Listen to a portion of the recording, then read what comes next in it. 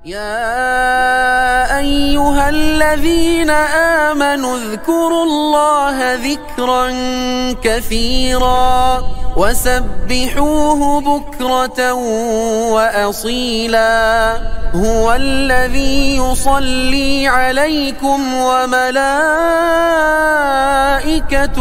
ليخرجكم من الظلمات إلى النور وكان بالمؤمنين رحيما.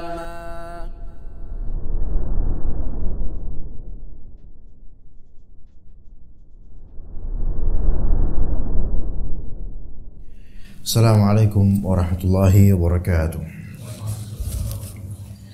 Innal hamdalillah nahmaduhu wa nasta'inuhu wa nastaghfiruh wa na'udzu billahi min shururi anfusina wa min sayyiati a'malina may yahdihillahu fala mudilla lahu wa may yudlil fala hadiya lahu. Asyhadu an la ilaha illallah wahdahu la syarika lahu wa asyhadu anna Muhammadan 'abduhu wa rasuluhu la nabiyya ba'dahu.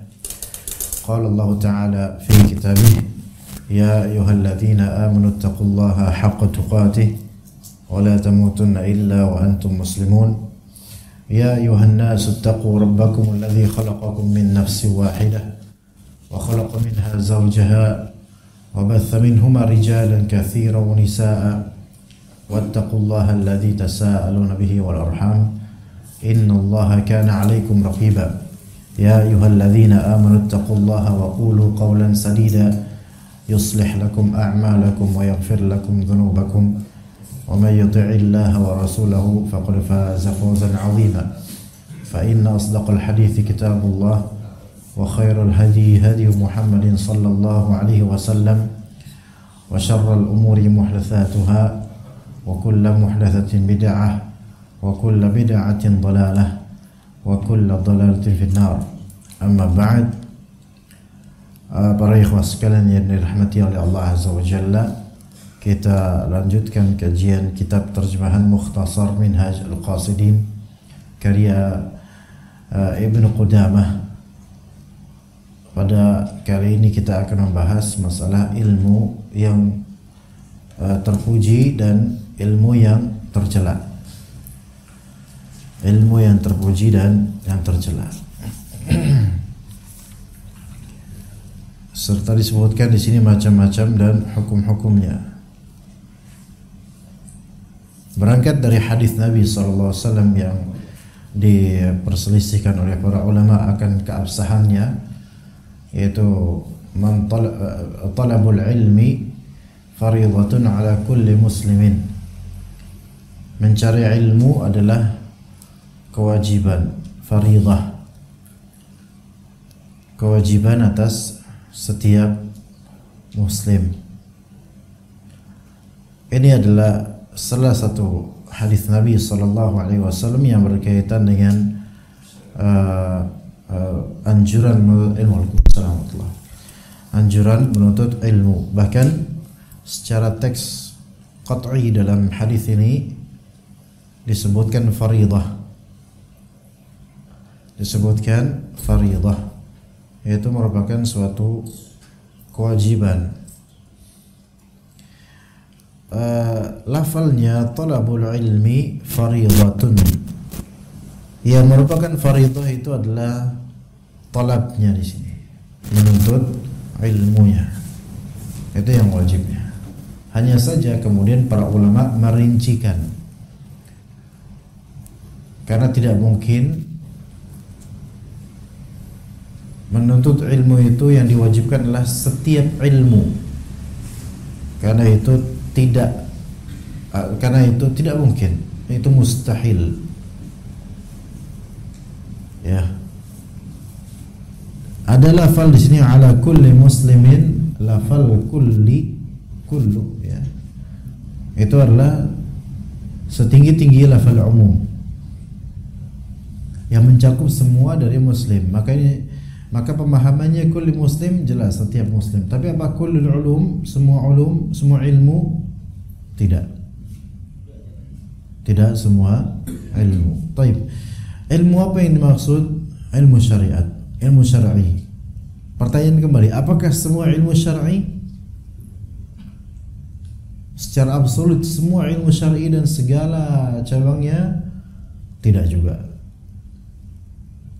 Lalu ilmu apa yang dimaksud sehingga kita wajib menuntutnya? Itu dia. Itu yang dibincangkan oleh para ulama, dan mereka para ulama rahimahullah, mereka menta'yin, yaitu menentukan ilmu yang dimaksud dalam hadis ini biasanya sesuai dengan bidang yang mereka geluti.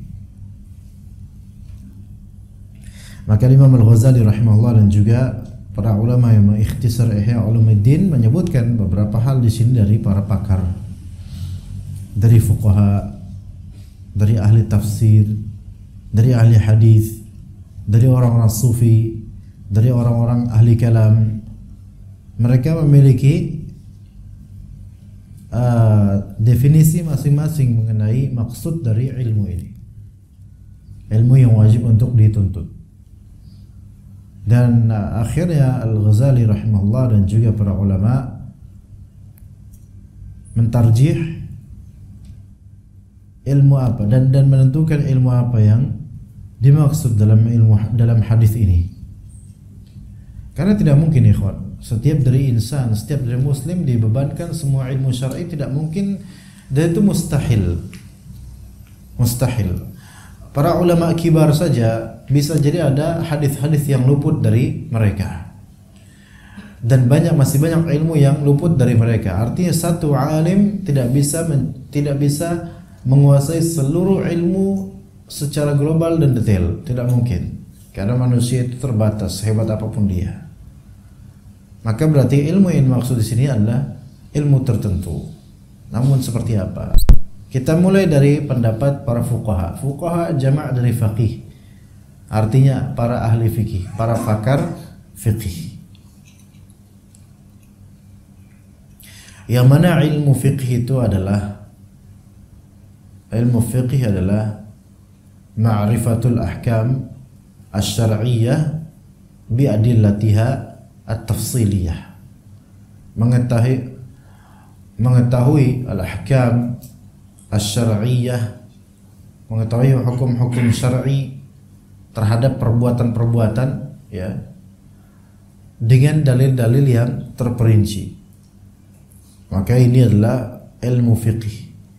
Maka fuqaha mereka itu adalah orang-orang yang ahli dalam mengetahui ilmu fiqih ini, ya, mengetahui hukum-hukum syar'i dengan dalil-dalil yang terperinci. Maksud dalil terperinci adalah dalil-dalil yang khusus berkaitan dengan masalah yang sedang dibicarakan.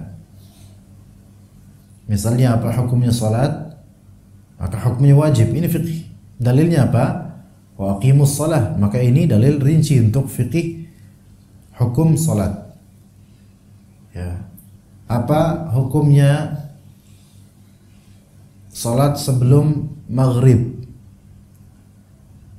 Apa hukumnya salat sebelum maghrib 3 rakaat?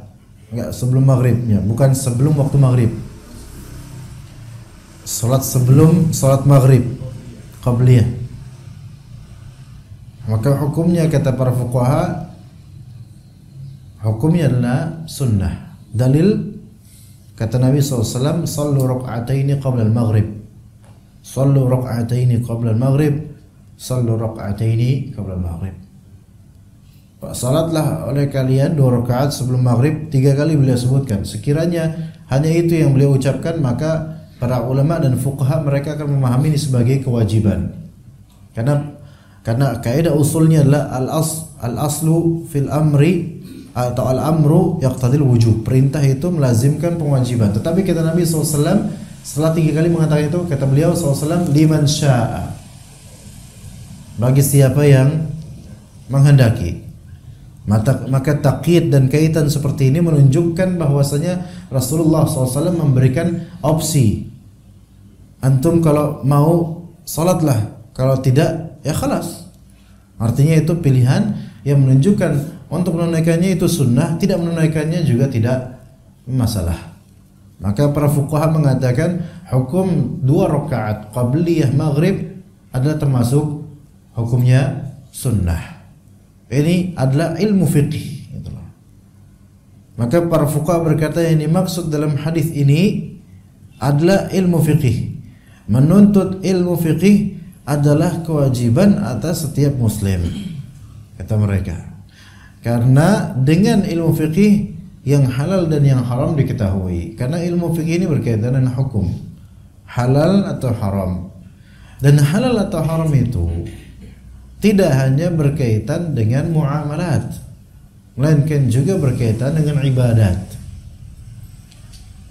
Ya, biasanya itu halal haram itu kan kita berpikir kalau halal haram itu biasanya tentang makanan, tentang konsumsi makanan, tentang muamalat maliyah, yaitu tentang fikih muamalah maliyah, tentang harta, ya. Sebenarnya tentang pernikahan dengan segala rinciannya itu berkaitan dengan hal haram. Dan tentang salat, taharah, puasa, zakat, kemudian haji, pakai sembelihan dan seterusnya, itu semua juga berkaitan dengan halal dan haram. Jihad juga berkaitan dengan halal dan haram. Hukum perdata juga berkaitan dengan halal dan haram. Perbudakan juga berkaitan dengan halal dan haram, dan banyak kan semua. Kitab fikih itu dari awal sampai akhir membahas halal dan haram. Itulah ilmu fikih. Maka kata para fuqaha yang wajib di sini maksud hadis ini adalah menuntut ilmu fikih. Wajib atas setiap muslim. Itu kita save satu pandangan. Oke, itu kita simpan dulu. Yang kedua, para pakar tafsir dan para pakar hadis, mereka pun berkata, ia adalah ilmu Al-Quran dan As-Sunnah, karena keduanya adalah kunci semua ilmu. Ini bisa dirinci dibagi dua. Para ahli tafsir mengatakan ilmu Al-Quran lah yang wajib untuk dipelajari. Para pakar hadis mengatakan ilmu al-hadis as-sunnah adalah yang wajib dipelajari. Itu masing-masing sesuai dengan bidang mereka. Ahli tafsir berkata ya tafsir Quran yang wajib. Ahli hadis berkata ya hadis Nabi, sunnah Nabi yang wajib. Tapi di sini ditakbirkan dengan para ahli tafsir dan ahli hadis berkata ilmu yang wajib dituntut adalah ilmu Al-Quran dan ilmu as-sunnah. Sebenarnya ahli tafsir mengatakan tafsir, ahli hadis mengatakan hadis. Tapi digabungkan di sini oleh penulis rahimahullah. Ini berangkat dari uslub Qur'ani. Ya, kata Allah Azza wa Jalla, wa qalatil yahudu wan nasara kif wa qalu kunu hudan aw nasara tahtadu. Maka mereka yaitu Yahudi dan Nasara berkata, jadilah kalian Yahudi atau Nasrani, maka kalian akan mendapatkan petunjuk. Tayyib. Apakah orang Yahudi mengatakan begitu? Jadilah Yahudi dan Nasrani? Enggak. Apakah Nasrani berkata begitu? Jadilah Yahudi dan Nasrani? Tidak. Melainkan masing-masing di agamanya. Orang Yahudi berkata, jadilah Yahudi. Nasrani berkata, jadilah Nasrani. Itu maknanya. Tapi Allah Ta'ala menggabungkan keduanya karena hukum keduanya sama, kufur gitu loh. Maksudnya hukum keduanya sama di sini, masing-masing mengklaim kiblat agamanya masing-masing dan menyeru orang-orang untuk ke kiblat agamanya masing-masing. Begitu juga dengan di sini, ini di sini bukan pengkiasan bahwasanya mereka dikiaskan dengan orang kafir, bukan, tapi uslubnya yaitu tata cara mengungkapkan itu seperti bagaimana Allah Azza wa Jalla menghikayatkan perkataan orang Yahudi dan Nasara untuk agama mereka. Ahli tafsir bilang ilmu yang wajib dituntut adalah ilmu tafsir. Ahli hadis bilang ilmu yang dituntut adalah ilmu sunnah. Maka disimpulkan di sini ahli tafsir dan ahli hadis berkata ilmu yang wajib dituntut adalah ilmu Al-Quran dan Sunnah karena hukumnya sama. Al-Quran dan Sunnah itu wahyu. Hukumnya sama. Hukumnya sama. Kedua-duanya wahyu. Ya, ilmu wahyu. Karena keduanya adalah kunci semua ilmu. Dari sisi ini sahih. Sebenarnya kita tidak menyalahkan fuqaha. Fuqaha benar. Ilmu yang wajib dituntut adalah ilmu halal haram itu sahih. Para ahli tafsir juga berkata sahih. Para ahli hadis juga berkata sahih. Kesemua pendapat ini kita katakan sahih. Ini yang kita sebut sebagai ikhtilaf tanawwu'. Ikhtilaf tanawwu'. Jadi ada ikhtilaf dua macam. Dua macam ikhtilaf. Ikhtilaf pertama ikhtilaf tanawwu'. Ini tidak memandang benar atau tidaknya ikhtilaf tersebut, tapi kita memandang di sini dari segi variannya. Ikhtilaf ada dua macam dari segi variannya, yaitu ikhtilaf tanawwu' dan yang kedua ikhtilaf tadad atau tudad.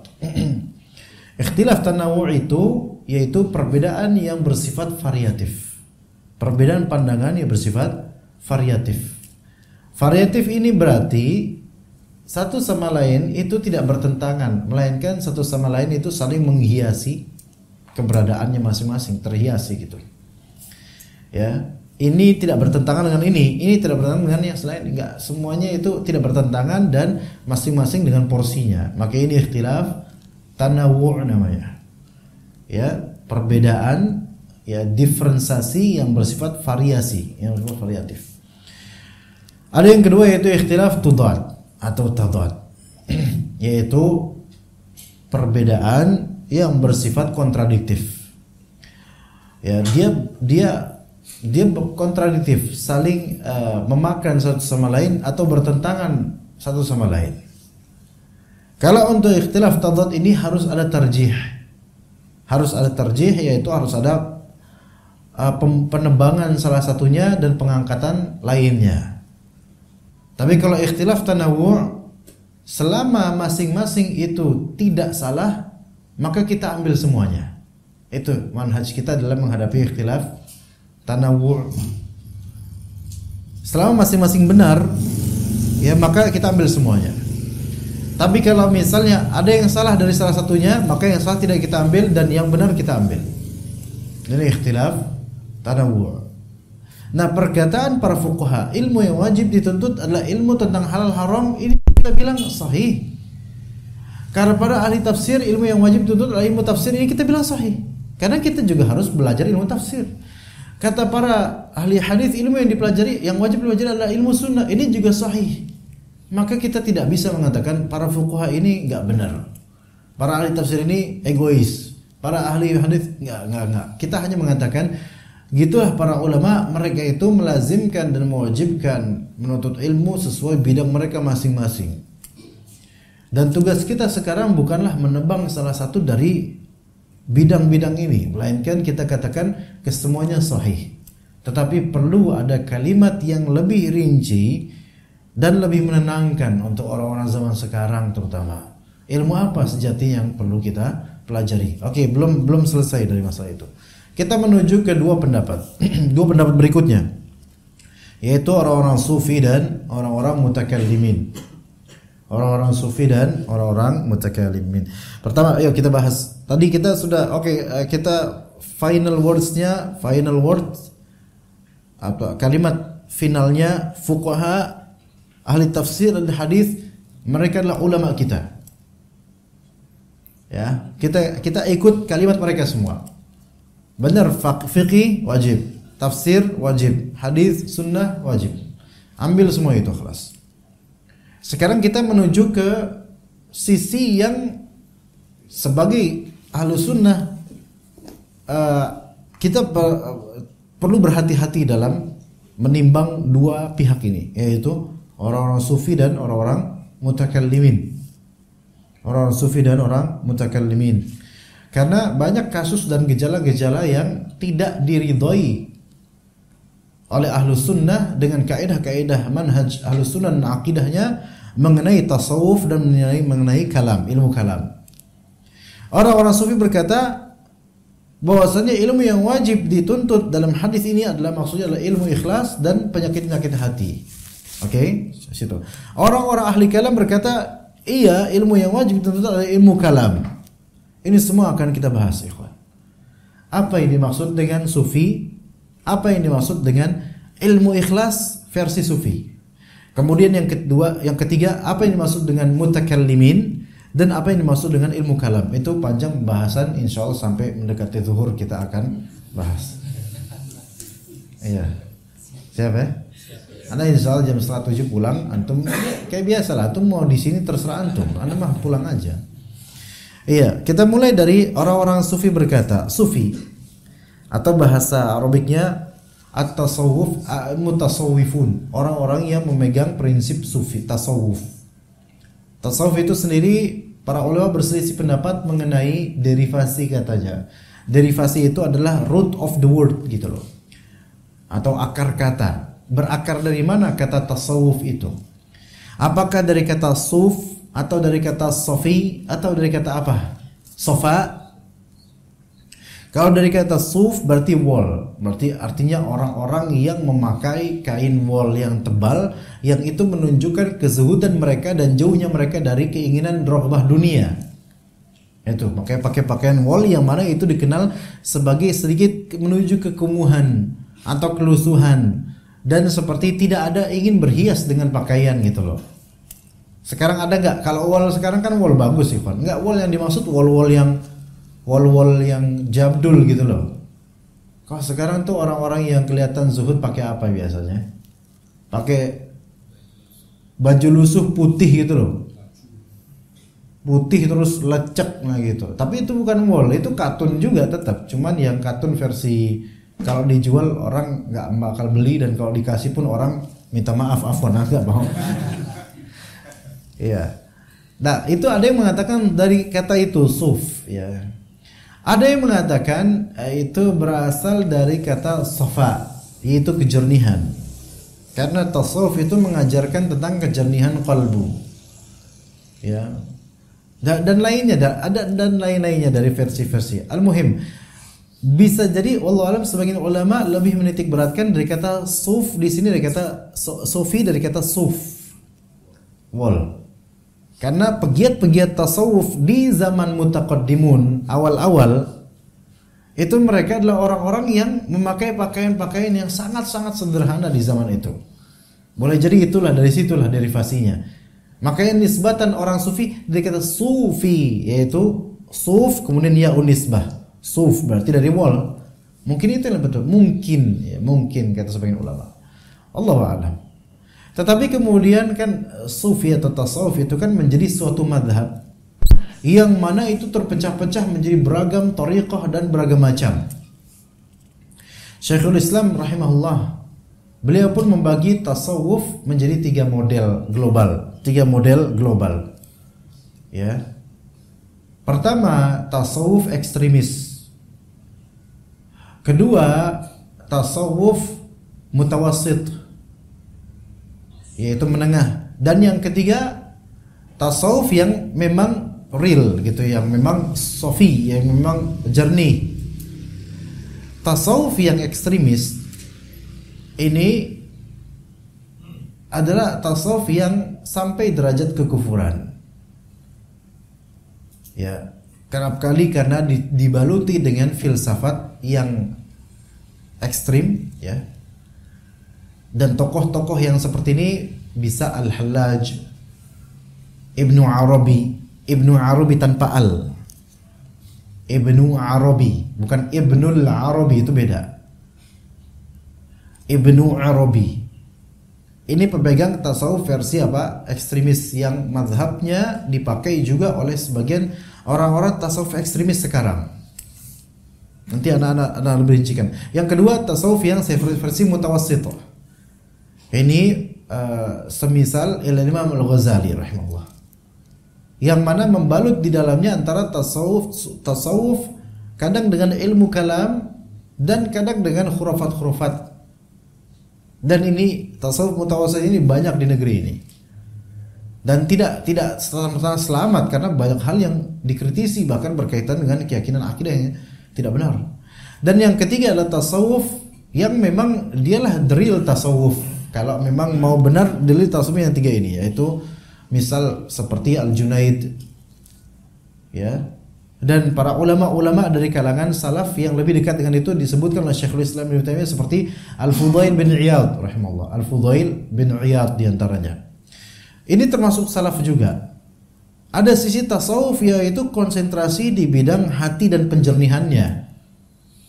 Maka kiblat yang nomor 3 ini seperti Fudail bin Iyad dan mungkin Al-Junaid kata Syekhul Islam. Adapun yang versi kedua mutawassit, menengah, tapi mutawassit menengah artinya di situ ada khurafatnya, ada kebid'ahannya, tapi tidak sampai ke derajat kita kafirkan orang ini, enggak. Melainkan kebid'ahan yang kita ingkari dan khurafatnya. Di antaranya Imam Al-Ghazali rahimahullah taala. Adapun yang mulai pertama, maka ini khalas, bukan, tidak dianggap Islam. Seperti apa contohnya tadi? Al-Hallaj, Ibnu Arabi, dan yang sealiran dengan mereka baik di zaman ketika itu maupun sekarang. Al-Hallaj itu dikenal dengan prinsip Al-Hululiyah, sedangkan Ibnu Arabi dikenal dengan prinsip Wahdatul Wujud. Dan kedua mazhab ini beda, tapi sama-sama kufur. Kufur karena karena mazhab ini gitu loh. Al-Hululiyah itu ada sendiri, yaitu Al-Hallaj. Kemudian Wahdatul Wujud itu Ibnu Arabi.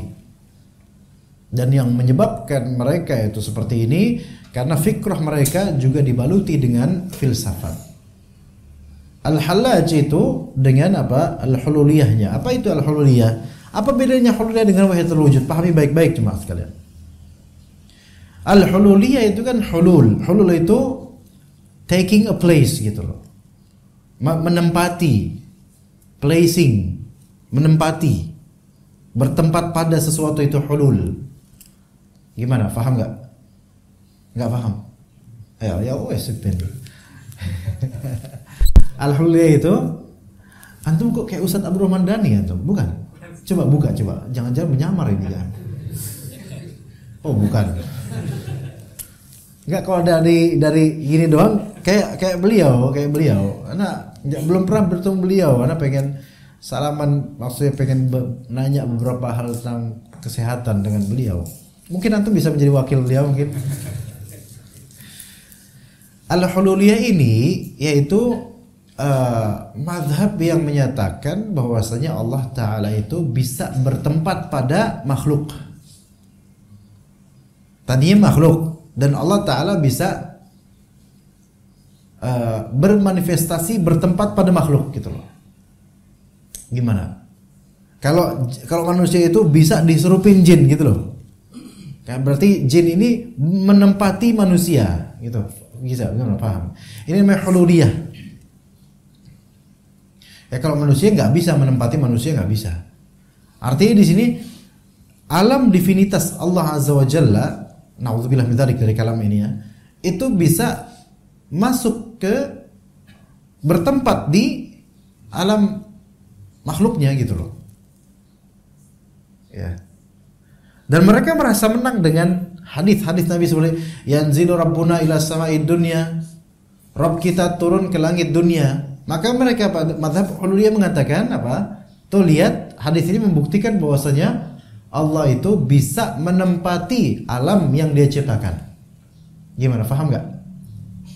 Maka mazhab ini ya mazhab Nasrani juga sebenarnya, karena Nasrani pun sebagiannya mazhabnya adalah Jesus itu adalah manifestasi Tuhan, atau Jesus itu adalah Tuhan di badan manusia, gitu loh, paham?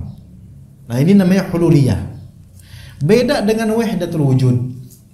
Wahdatul Wujud itu adalah yang menyatakan bahwasanya segala perwujudan adalah refleksi Tuhan.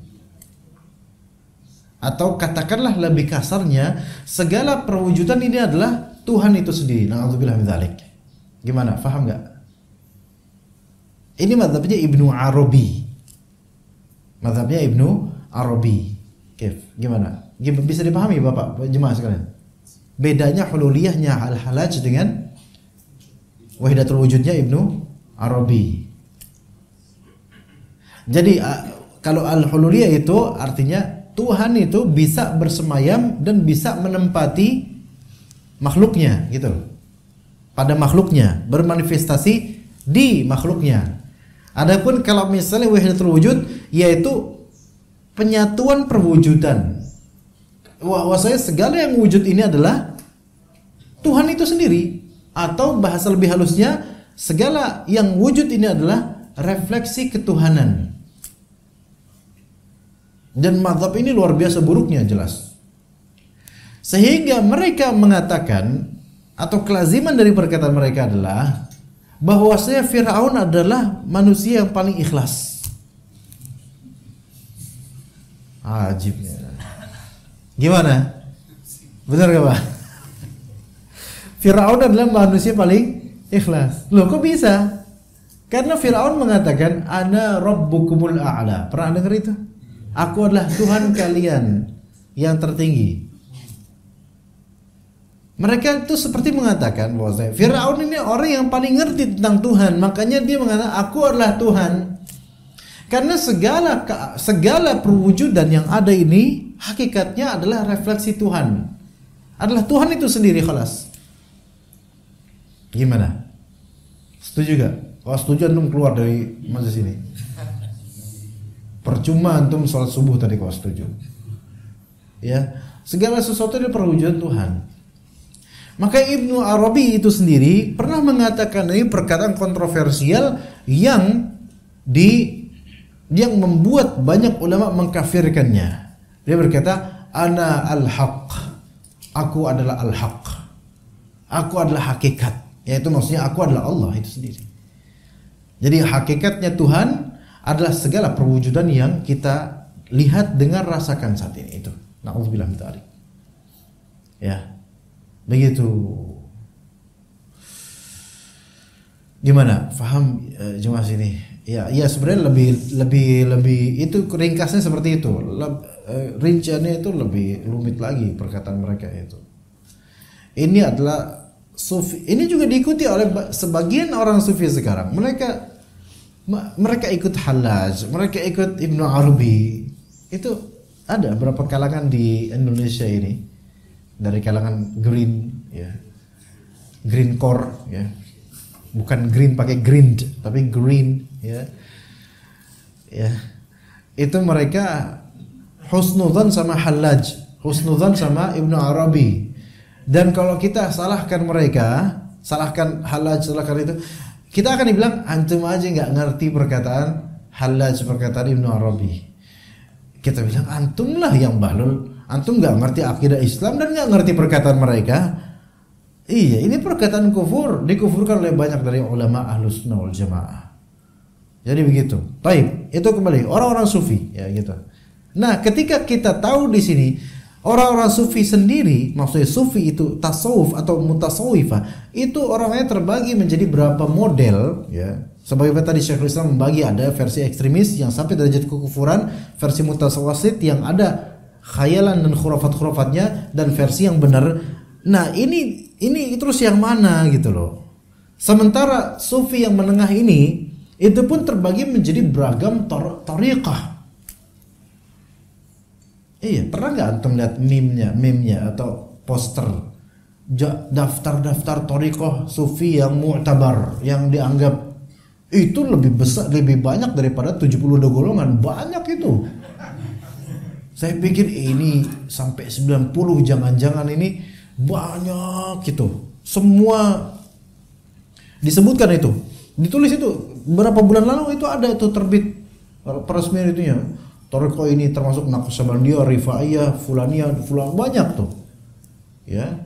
Itu demi apa mereka menerbitkan itu? Demi membantah thariqahnya Hasyim Ar-Razi. Hasyim Ar-Razi, Payakumbuh. Mana orang Padang? Orang Padang mana orang Padang? Payakumbuh kan? Iya. Kenapa antum nggak ikut beliau? Jauh. Coba kalau dekat ya, mungkin ikut enggak? Nauzubillah min dzalik. Nauzubillah. Hatinya jauh, alhamdulillah. Ya semoga Allah beri hidayah pada kita dan juga beliau dan juga pengikut-pengikutnya. Karena kasihan. Itu tariqah banyak itu. Lebih dari 70 golongan. Anda nggak tahu agama apa kok bisa kayak gitu, banyaknya gitu. Dan setiap tariqah punya imam sendiri. Iya, punya imam sendiri dan punya namanya tariqah ya, punya tata cara beragama sendiri. Lah ini musibah ini sebenarnya, bukan hal yang dibanggakan. Terus ini orang sufi mana yang di Taib kita khususnya? Sufi yang dimaksud di sini adalah anggaplah yang berkata ini orang-orang sufi yang memang mereka nomor ketiga yang baik gitu, yang masya Allah. Tapi orang sufi mutawasit juga berkata juga seperti ini, ilmu yang betul-betul wajib adalah untuk kita tuntut adalah ilmu ikhlas dan tentang penyakit-penyakit yang menyerang keikhlasan. Dan kalau di sini gini loh, ilmu ikhlas versi sufi itu pun tergantung dengan bagaimana sufi yang berkata gitu loh. Kalau sufi yang benar-benar sesuai salafus saleh, insyaallah sami'na wa ta'na. Iya, ilmu ikhlas maksudnya ilmu tauhid. Sebagaimana kita belajar ilmu tauhid dan anti syirik sama persis. Itu yang dimaksud oleh orang-orang sufi yang model ketiga. Tapi kalau model kedua, nah ini dia. Muskilah karena thariqahnya banyak dan beda-beda pandangan mereka tentang ikhlas. Antum akan melihat banyak orang-orang yang menggeluti tasawuf, mereka berusaha untuk ikhlas, zuhud akan dunia, tapi real mereka adalah orang yang paling ria dan mereka adalah orang yang paling rakus akan dunia. Kenyataan di Indonesia banyak begitu jemaah. Banyak menampakkan zuhud, menampakkan keikhlasan, tapi mereka adalah orang yang justru paling apa? Memandang siapa mad'u dan jemaah yang kaya dan siapa yang bukan. Coba ketika Hari Tanu itu datang ke beberapa pesantren, itu pesanan sufi bukan? Sufi. Siapa Hari Tanu? Orang kufur pada Allah Azza wa Jalla karena hanya demi politik. Akhirnya santri-santri pada salaman. Ini penjilat bukan? Penjilat kepada orang kafir.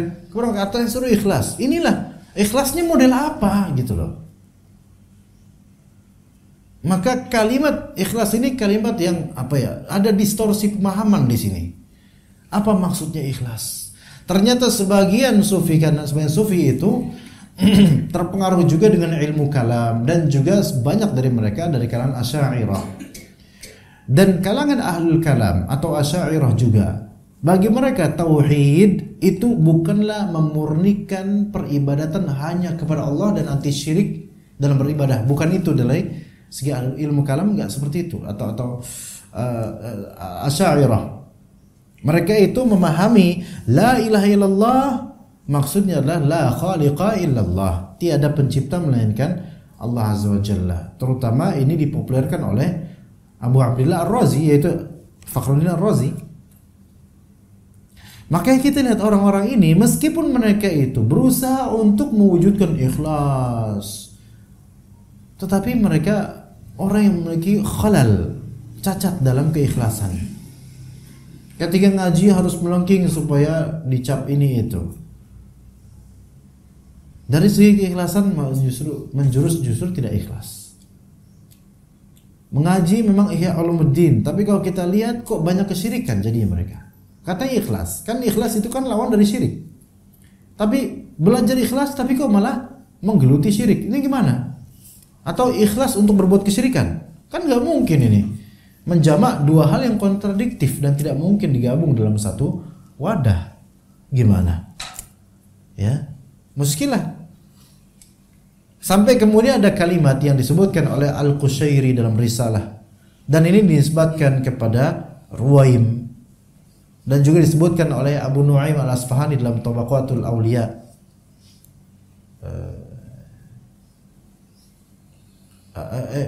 Nama kitabnya benar enggak? Bukan Tabaqatul Awliya, Hilyatul Awliya, Hilyatul Awliya wa Tabaqatul Asfiya. Dinisbatkan kepada Ruwaim namanya, salah satu tokoh sufi. Riya'ul 'arifin afdal min ikhlasil muridin. Riya'ul 'arifin afdal min ikhlasil muridin.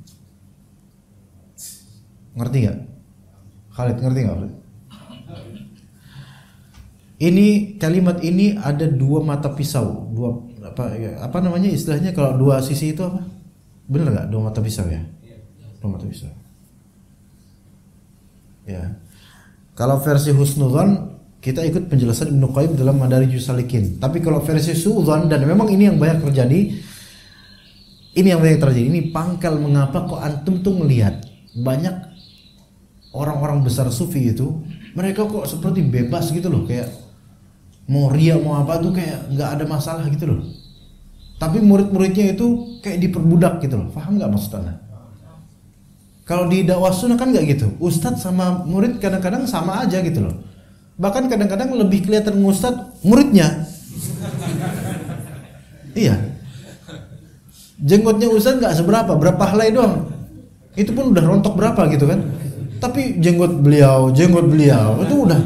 Kalau di tabligh akbar antum sama ana mungkin antum lah jadi ustadznya. Nah, Bapak panitia ya, enak aja panitia. Iya.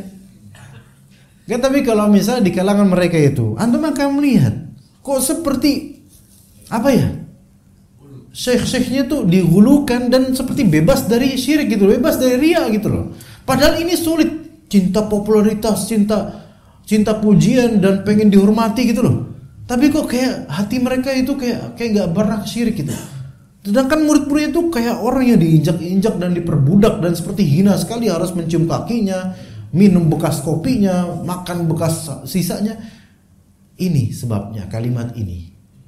Kalimat ini jika difahami dengan salah dan dipraktekkan dengan pemahaman salah, jadilah ghulu, bahkan syirik ke depannya. Tapi kalau dipahami dengan benar, nanti akan Anda sebutkan rinciannya dari Ibnu Qayyim. Riya'ul 'arifin afdal min ikhlasil muridin. Apa artinya kalau arti secara harfiah? Riya'nya orang-orang arif itu lebih baik daripada ikhlasnya para murid. Oh, Masya Allah. Arifin artinya apa? Arif ini adalah istilah sufi, kawan. Oke, Pak Arif ada nggak sini Pak Arif? Pak Arif, Masya Allah. Dari wajahnya kelihatan sufi ini. Iya. Arif atau arifin. Apa arti arif? Mereka berbeda pendapat mengenai makna arif. Ada yang mengatakan arif, al-arifun itu arifun billah, maksudnya orang arifun billah. Ada yang mengatakan arifun billah adalah al-mustaghriquna billah, yaitu orang yang tenggelam dalam cinta kepada Allah Azza wa Jalla. Ya. Tapi ada juga arif itu adalah yang mereka mengatakan arif itu adalah yang mencapai derajat ma'rifat. Nah, ini dia mencapai derajat ma'rifat juga mereka berbeda pendapat. Apa artinya? Ada yang mengatakan kalau udah mencapai derajat ma'rifat itu akan hadir kasyaf, yaitu penampakan ghaibiyat, hal-hal yang gaib. Dan bisa melihat Tuhan kadang-kadang. Itu versi macam-macam modelnya, tafsirannya. Ya. Al-muhimlah, arifin itu orang yang betul-betul ya mengenal Allah lah gitu, anggaplah. Yang mengenal Allah sehingga ilmunya versi orang arifin itu enggak seperti ilmunya orang-orang syariat kayak kita. Kita kan masih level syariat, coba. Kita tuh masih level syariat yang apa-apa tuh butuh dalil. Masih puasa, masih harus sholat, masih harus kecup tangan bolak-balik habibnya. Itu level syariat itu. Belum makomnya masih makom, belum makom keramat, belum. Ya. Nah, riyaknya orang-orang arifin itu lebih baik daripada ikhlasnya orang-orang muridin. Murid ini adalah orang yang menginginkan menuju tariqah, orang yang masih punya keinginan gitu loh, belum sampai. Namanya orang yang belum sampai kan pengen, ya nggak Pak? Ngerti nggak maksudnya? Ketika udah sampai kan udah nggak kepengen lagi, karena kan udah sampai, ya udah, gitu loh. Itu muridin dari iradah, pengen, orang yang ingin, gitu loh. Iya. Sekarang kalau udah sampai, itu ya nggak pengen lagi karena udah sampai. Tapi ketika belum sampai, ya pengen. Maka riyaknya orang-orang yang sudah sampai derajat ma'rifah itu lebih afdol walaupun mereka riya dibandingkan ikhlasnya orang-orang yang masih dalam perjalanan. Gimana? Faham nggak jemaah? Jadi antum ini murid. Antum ikhlas apapun. Kalau misalnya guru antum yang derajat ma'rifah itu riya, guru antum tetap lebih afdol. Jadi ya makanya inilah yang menyebabkan banyak dari mereka ini kok domplang banget gitu loh, antara atas sama bawah gitu loh. Yang atas tuh karena mentang-mentang keturunan Nabi Bani Israel, mungkin nggak tahu lah Nabi apa keturunan ini, maka superior dan apapun yang diomongin itu selalu benar. Lah antum apa yang dilakukan salah kalau bertentangan sama kiai. Itu diantara penyebabnya jemaah sekalian. Ya, ini disebutkan dalam risalah Qusyairiyah. Itu kalau kita memahami ini secara negatif. Ibnu Qayyim al-Jauziyah itu adalah ulama yang menetralisir lafal-lafal sufi dan istilah-istilah sufi sebenarnya. Beliau berusaha berbuat adil, berusaha husnudzon, karena memang sebagian ahli tasawuf sebenarnya menginginkan kebaikan. Cuman istilah mereka dan pergaulan mereka mungkin yang tidak sesuai lah dengan Ahlus Sunnah. Tapi Ibnu Qayyim berusaha dalam kitab Madarijus Salikin, beliau mengatakan ini ada perkataan riyaul arifin afdal min ikhlasil muridin. Kata beliau, kalau kalimat ini difahami secara zahir, maka ini kalimat yang sangat munkar. Ya jelas munkar sekali. Karena seolah-olah itu orang arifin itu maksum gitu loh. Tetapi kalau kita kembalikan ke makna yang lebih sahih, maksud sebenarnya adalah, nah ini Ibnu Qayyim dengan insafnya berusaha untuk memperbaiki pemahaman. Maksudnya adalah riya di sini bukanlah riya tidak ikhlas, melainkan riya di sini adalah mempertontonkan, sikap mempertontonkan amal. Sikap mempertontonkannya amal orang-orang yang berilmu itu lebih baik daripada sebatas ikhlasnya orang-orang yang pengen cari ilmu.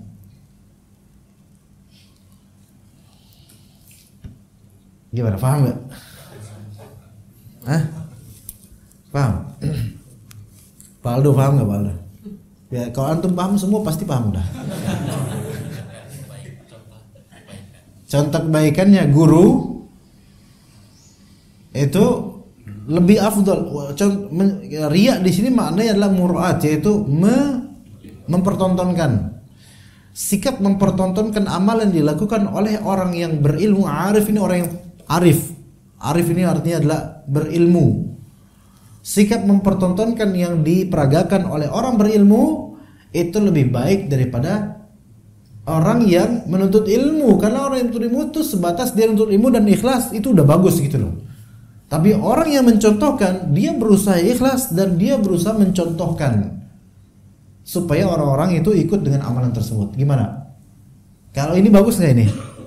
Bagus, ya ini bagus. Dakwah.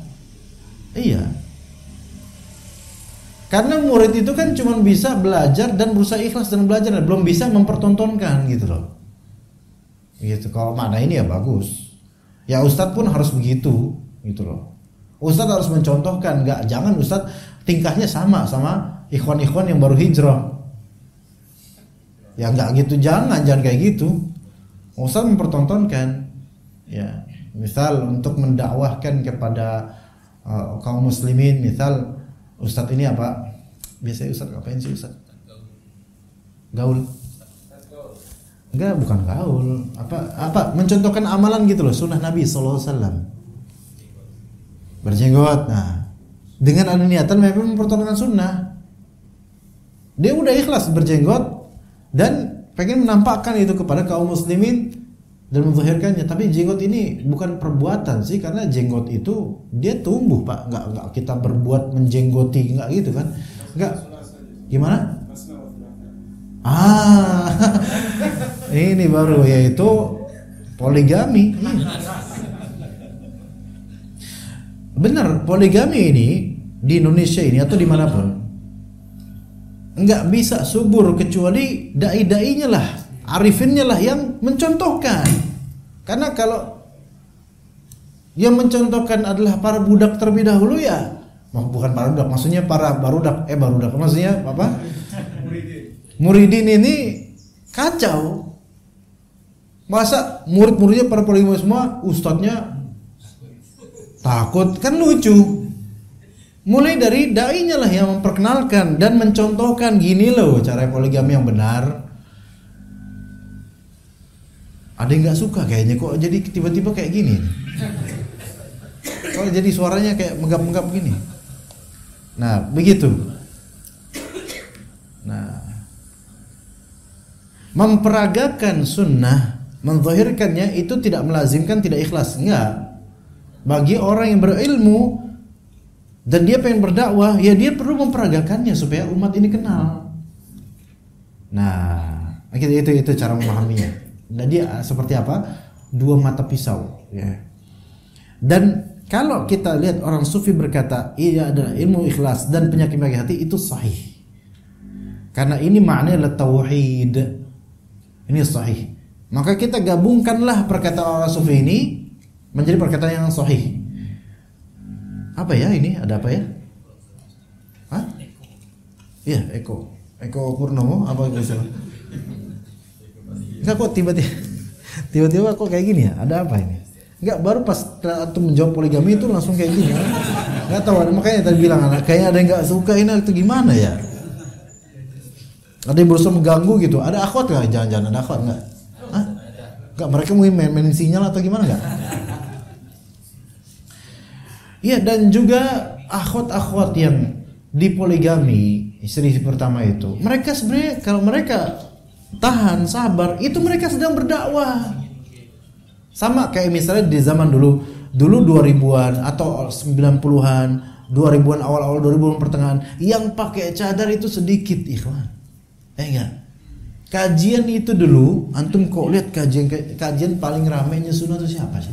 Di Jakarta, Ustaz Abdul Hakim. Itu enggak seberapa dengan yang antum tahu lah dari habaib yang ini. Enggak seberapa. Ya maksudnya banyak alhamdulillah. Karena kan sentral, belum ada yang lain, jarang banget. Paling As-Sofa mungkin ada. Tapi enggak seberapa. Yang cadaran berapa? Enggak banyak. Dulu cadaran itu sangat asing, gurobak bener-bener. Tapi mereka sabar. Maksudnya akhwat-akhwat ini tetap cadaran. Itu dibully, dikata-katain. Sekarang cadaran lah jadi tren loh sekarang. Sampai ada cadaran kupu-kupu, cadaran Batman apa-apalah itu namanya itu. Allah musta'an, itu semua itu nggak boleh, itu haram itu. Cadaran yang kayak kupu-kupu itu loh. Tabarruj malah versi lebih buruk sebenarnya, karena mengatasnamakan Al-Quran dikira orang kan ngira ini benar gitu loh. Versi kupu-kupu ya. Masya Allah. Aduh, Masya Allah. Iya kayak Batman kayak gitu dan seterusnya. Nah, itu mereka dulu berjihad sebenarnya, memperagakan dengan sabar. Begitu juga dengan akhwat-akhwat sekarang yang dipoligami, sabar, itu mereka dapat pahala juga kelak. Insya Allah. Karena dengan kesabaran mereka, stabilitas keluarga itu ada dan menjadi contoh bagi kaum muslimin bahwasanya poligami ini ada salah satu solusi yang akan memperbaiki hubungan sosial keperempuanan di Indonesia ini. Ana yakin sekali, wallahi ana yakin sekali. Walaupun orang-orang kafir dan orang-orang yang masih berpenyakitan hatinya itu benci dengan syariat ini. Tapi enggak semua perempuan yang enggak mau digituin bukan berarti benci syariat ini, bukan. Tapi itu kembali ke fitrah asal perempuan yang memang itu kita wajarkan.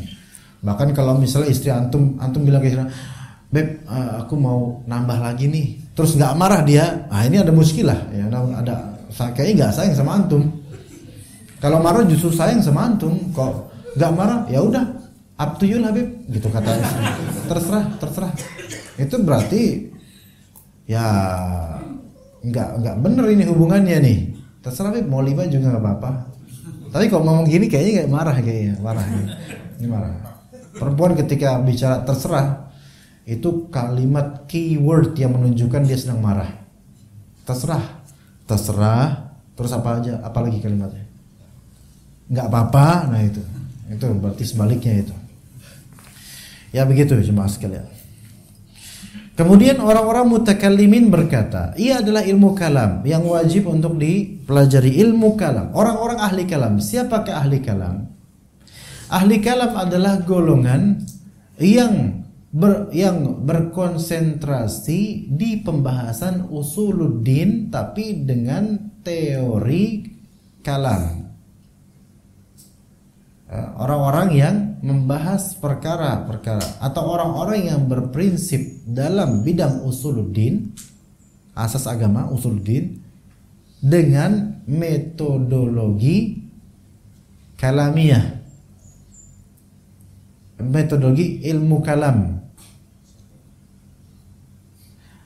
metodologi ilmu kalam. Apa perbedaan ilmu kalam dengan filsafat? Apa perbedaan ilmu kalam dengan filsafat? Ya ada kesamaan, kesamaannya sama-sama safsatoh ya, yaitu terlalu berputar-putar, bermain-main ya. Perbedaannya adalah ilmu kalam itu lebih layak disebut teologi, kalau ilmu filsafat itu justru lawan dari teologi ya. Karena filsafat itu kan membangun pengetahuan itu harus dari nol, lalu mencari proofnya dari logika gitu loh. Ya ilmu kalam juga ada sisi seperti itu juga, tetapi tetap berbeda. Teologi itu kan keagamaan, jadi harus ada dasarnya dengan dalil dan semisalnya. Al-muhim, ilmu kalam adalah ilmu yang dibangun oleh para penganutnya berdasarkan banyaknya al-khawd wal kalam, banyaknya diskusi. Itu ilmu kalam. Ini persamaan ilmu kalam dengan filsafat ya gini juga, kebanyakan diskusi, kebanyakan kalau bahasa Jawa kasar itu keakan cangkem gitu loh, ngomong terus, tapi ya gitu-gitu doang gitu loh, muter-muter aja gitu loh. Yang orang-orang juga kalau mikir ini orang apa kepinteran apa gimana, dia kok saya nggak ngerti dia ngomong apa, nah itu. Ya. Sebagian dari ulama mengatakan bahwasanya disebutnya ilmu kalam atau sebab disebutnya ilmu kalam karena ilmu ini berawal dari pembahasan tentang kalam Allah. Apakah makhluk atau bukan itu. Yang itu ada di periode akhir salafus saleh, di zaman tabi'ut tabi'in. Apalagi setelahnya. Maka mulai bergejolak tentang masalah apakah kalam Allah itu makhluk atau bukan. Al-Quran itu makhluk atau bukan. Al-Quran itu kalam Allah atau bukan. Dari sini bermulalah, kata sebagian ulama, berkembangnya ilmu kalam. Berkembangnya ilmu kalam.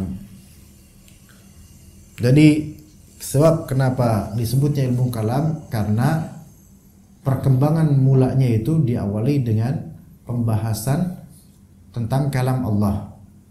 Itu versi pertama dari sebab disebutnya ilmu kalam sebagai ilmu kalam. Kan kalam artinya omongan, ucapan. Versi kedua, dan ini yang lebih tepat sesuai dengan realita, disebut ilmu kalam karena isinya adalah kalam tok. Apa isinya kalam? Ngomong doang. Artinya kebanyakan diskusi dan perdebatan, jidal. Itu ilmu kalam. Ya. Itu sebabnya disebut ilmu kalam. Ini yang lebih sesuai kenyataan, karena antum akan melihat orang-orang kalam seperti orang filsafat juga ngomongnya muter-muter tuh. Padahal untuk melahirkan konklusi yang sebenarnya kita tuh udah ngerti gitu loh. Sekarang gini, bagaimana antum tahu semesta ini ada penciptanya? Ayo, bagaimana antum tahu? Gimana? Atau antum nggak tahu? Wah parah ini berarti. Kok pakai peci antum kok nggak tahu? Ya cukup Al-Quran, Allahu khaliqu kulli syai, khalaqas samawati wal ard. Gampang kan? Selesai. Ya udah. Metode ilmu kalam gimana? Cara mengetahui bahwasanya bahwasanya semesta ini memiliki pencipta. Ini baru modelnya, semesta ini memiliki pencipta. Belum ke Allahnya loh, belum ke Allahnya. Yang penting semesta ini memiliki pencipta. Ada 3 teori, yaitu satu teori al-imkan, namanya teori posibilitas. Nanti akan ada mungkinul wujud, wajibul wujud, ada al-wujud, ada tuh. Yang kedua bisa dengan teori al-huduts. Berarti ada muhdits, ada muhdats, ada huduts. Huduts ini teori keterjadian, happening. Dan yang ketiga teori takhsis, yaitu specifying, menspesifikasi, membuat spek, yaitu segala perwujudan ada speknya, ya kan? Segala perwujudan pasti memiliki sifat. Dan siapakah yang menentukan sifat-sifat itu? Pasti ada Tuhan, ada yang itu teori mereka, Pak. Ini belum anda rinci lebih lanjut. Anda rinci, antum pusing. Dan ketika antum pusing, anda mulai pusing juga melihat antum pusing. Sementara Al-Quran jelas. Memang ada dalam Al-Quran tata cara penjelasan Al-Quran untuk kita berpikir bahwa saya semua yang dari penciptanya ada sesuai dengan prinsip tadi di antara tiga tadi, yaitu teori al-huduts, yaitu happening. Sebagaimana kata Allah, afala yanzuruna ilal ibili kaifa khuliqat wa ilal samai kaifa rufi'at wa ilal jibali kaifa nusibat wa ilal ardi kaifa sutihat. Itu semua kita diajak oleh Allah Ta'ala berpikir akan eksistensi sesuatu dan kejadian sesuatu itu ada makernya. Hudus, teori hudus ini sesuai dengan prinsip Al-Quran juga, benar ada, kita akui itu. Tapi teori yang tadi imkan itu juga teori filsafat juga, itu mumet dan nggak sampai tujuan, belum tentu sampai tujuan. Al-muhim di sini kata orang ahli kalam bahwasanya ilmu yang wajib dipahami adalah ilmu kalam, yaitu ilmu teologi usuluddin yang dibangun di atas dasar kaedah ilmu kalam, yaitu ilmu logika dan semisalnya. Dan itu batil. Dari semua empat ini, fuqaha, ahli tafsir, ahli hadis, orang sufi, mutakallimin, kita skip yang mutakallimin. Adapun yang sufi masih kita ambil karena apa? Kita masih husnudzan, ikhlas, yang dimaksud adalah tauhid yang sebagaimana kita dakwahkan selama ini dan kita terapkan insyaallah. Masih kita ambil itu ya, versi sufi ini. Dan masih banyak lagi pendapat-pendapat yang tidak satupun darinya bisa diterima. Dari semua ini akhirnya penulis bilang semuanya nggak diterima. Kenapa? Karena masing-masing pendapat itu sesuai dengan bidang mereka maunya gitu loh.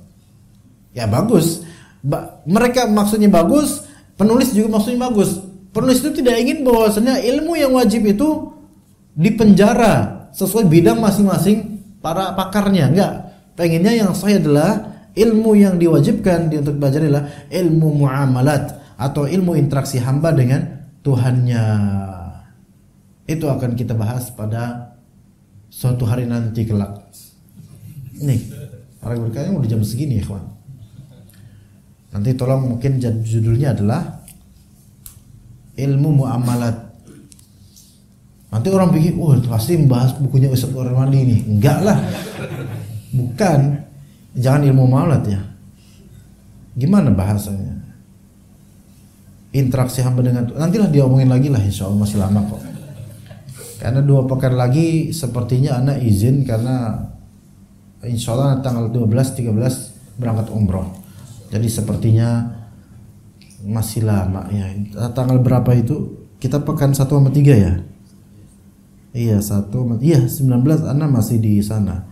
Kemudian tanggal 4 anak umroh lagi insya Allah 4 Desember. Jadi kan Saturday 3 tanggal 3. Kita lihat nanti apakah kita masih bertatap muka atau tidak, nanti kita lihat nanti insya Allah. Tapi kita sampai sini aja untuk materi kali ini ya. Sallallahu alaihi wa alihi wasallam. Ada pertanyaan ikhwan? Fadhal. Wah, ikhwan hijrah. Fadhal Pak. Waalaikumsalam. Waalaikumsalam. Oh ya. Bertanya mengenai yang mempertontonkan poligami Ustaz. Jadi bolehkah kita mendoakan supaya para ustaz-ustaz sunnah kita yang kibar itu boleh. Istri-istri. Boleh, bagus. Supaya ustaz kibar dan populer itu poligami semua. Dan istri mereka lapang dada insyaallah, insaf di jalan Allah. Anda pun mendoakan begitu. Supaya syariat ini bisa dihusnudzonkan oleh orang-orang. Selesaikan dulu pertanyaan antum. Dengan harapan bahwa jika kita mendoakan saudara kita yang kebaikan, nanti malaikat juga akan mendoakan insyaallah. Kalau itu Atau kita berharap ikhlas aja tanpa berharap didoakan. gimana ya? Mulai ini kayaknya mulai nggak nyenengin ini pertanyaannya, mulai ngeselin sih. Gini, kalau kita mendoakan orang lain fi dhahril ghaib ya, tanpa sepengetahuan orang-orang itu, maka akan Allah utus malaikat di atas kepalanya dan malaikat itu akan berkata amin walaka bimithil. Amin dan untukmu yang semisal. Tafadhol antum meniatkan begitu. Kalau sampai sekarang antum belum berhasil juga, tafadhol. Ya, oke, tafadhol. Itu tidak mengurangi keikhlasan kok. Kalau emang antum Gak masalah kok, laki-laki itu bercita-cita pengen poligami, itu gak masalah. Itu cita-cita mulia selama maksud dari poligami itu bukan untuk sok-sokan. Selama maksud dari poligami menjalankan syariat Allah, mendulang pahala. Tapi kalau maksudnya supaya wibawanya lebih besar di hadapan kaum muslimin atau di hadapan apa, misalnya di hadapan ikhwan yang lain atau ngomporin ikhwan lain, itu enggak. Dan ustadz atau siapapun yang telah melakukan poligami, kalau dia menasihati orang untuk poligami bukan dalam rangka membuli orang, bukan. Tapi harusnya dalam rangka apa? Dan tidak boleh kita sembarangan mengompori individu untuk poligami, karena tidak semua individu pantas untuk berpoligami. Ya, tidak semua individu. Tidak semua ikhwan, tidak semua ustadz, bahkan nggak semua ustadz. Tapi yang dimaksud tadi ustadz besar yang memang berkompeten dari segi sikapnya untuk bisa berpoligami, karena nggak semua ustadz untuk itu. Kadang ada ustadz yang susis, berani sama umat tapi takut sama bini, itu ada kayak gitu. Yang itu nggak pantas itu. Itu benahi dulu rasa takut dia sama bininya, begitu. Ya, bagus pertanyaannya, masya Allah. Wa ya barakallah. Ada pertanyaan lain jemaah? Ya, saya kira itu pertanyaan sudah menyimpulkan perasaan semua umat di sini. Ya, silakan Fadhal.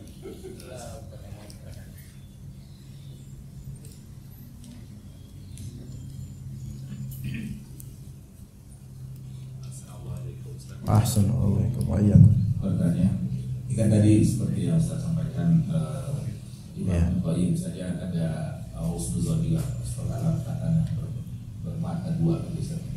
Nah, kita akan tahu tadinya ilmu tadi misalnya ilmu kalam, tasawuf itu tentunya kan ulama yang terdahulu mulai itu ada niat baiknya loh, sampai misalnya ilmu kalam itu harus dipelajari. Nah itu sebenarnya apa Ustaz? Itu bisa di-share sedikit.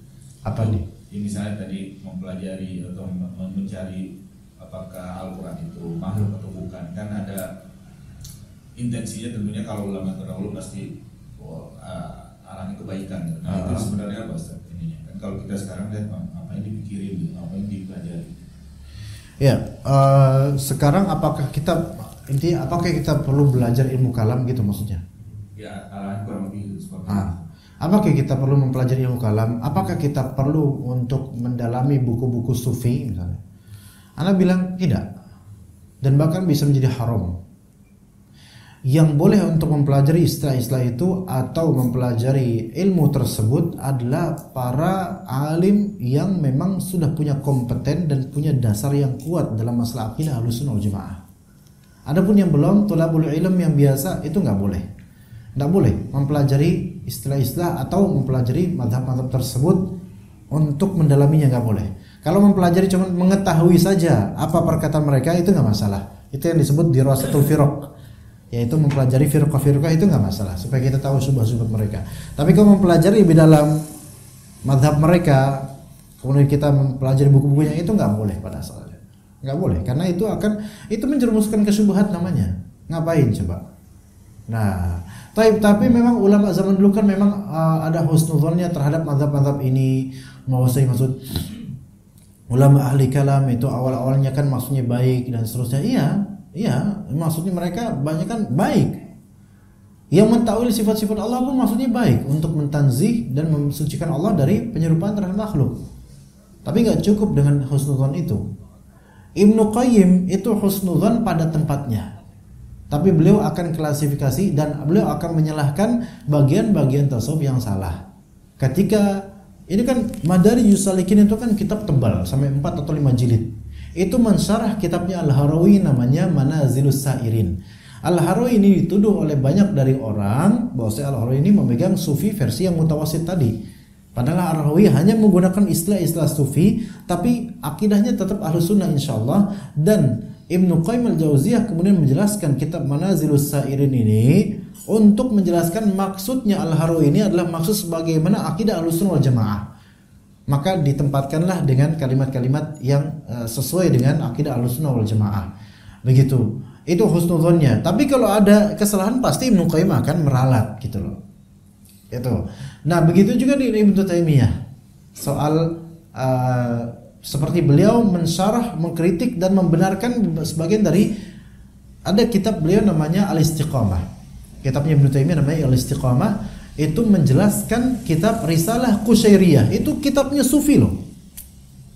Dijelaskan oleh disyarah oleh beliau dengan suara yang luar biasa. Di kitab Istiqamah namanya. Yang benar beliau benarkan dan beliau dukung, yang salah beliau ralat dan beliau koreksi. Iya, itu Ibnu Taimiyah itu. Kemudian juga Ibnu Taimiyah mensyarah kitab Al-Aqidah Al-Asfahaniyah karya Al-Asfahani, seorang alim masyhur Asy'ari pada zaman itu. Beliau syarah jadi kitab Syarah Al-Aqidah Al-Asfaniyah, yang itu kata para ulama, jika seorang talibul ilm mempelajari kitab Syarah Al-Aqidah Al-Asfaniyahnya Ibnu Taimiyah, maka udah bisa paham itu, maka pasti paham akan semua kitabnya Ibnu Taimiyah. Akhirnya itu kitab berat sekali itu, Syarah Aqidah Al-Asfaniyah. Beliau mensyarah Aqidah Al-Asfaniyah yang mana orang Asy'ari sendiri enggak ada yang mensyarah Aqidah Al-Asfaniyah sebagus itu. Yang benar beliau benarkan, yang salah beliau salahkan. Insaf. Ya. Nah, sekarang kita sebagai penuntut ilmu, apa perlu untuk mempelajari ilmu kalam? Enggak. Kecuali kalau memang kita mau fokus di akidah dan sudah punya dasar pondasinya, dan dalam rangka untuk mengkritik dan membantah sebagian dari ketidakbenaran dalam akidah-akidah sufi atau Asy'ari tersebut. Begitu, ya. Bukan berarti kemudian ayo kita husnuzon sama sufi, husnuzon sama Asy'ari. Kalau pakai husnuzon terus, tidak pada tempatnya nanti. Malah kita nanti anggap oh mereka baik kok. Akhirnya apa? Pramuka jadinya. Di sana senang, di sini senang, nemplok kayak lalat kemana-mana jadinya nanti. Enggak. Kita harus punya gariskan prinsip dulu. Untuk urusan itu nanti belakang. Kita cukup tahu global saja. Gitu, Allahu a'lam. Ya. Ya, saya pikir ini matahari sebentar lagi meninggi ya. Jadi kita cukup sampai sini insyaallah. Kita lanjutkan pada waktu mendatang. Jazakumullahu khairal jazaa ala hudurikum wa husni istima'ikum. Wa sallallahu ala nabiyyina Muhammad wa ala alihi wa sahbihi ajma'in. Subhanakallahumma bihamdika asyhadu an la ilaha illa anta astaghfiruka wa atubu ilaik. Wassalamu alaikum warahmatullahi wabarakatuh.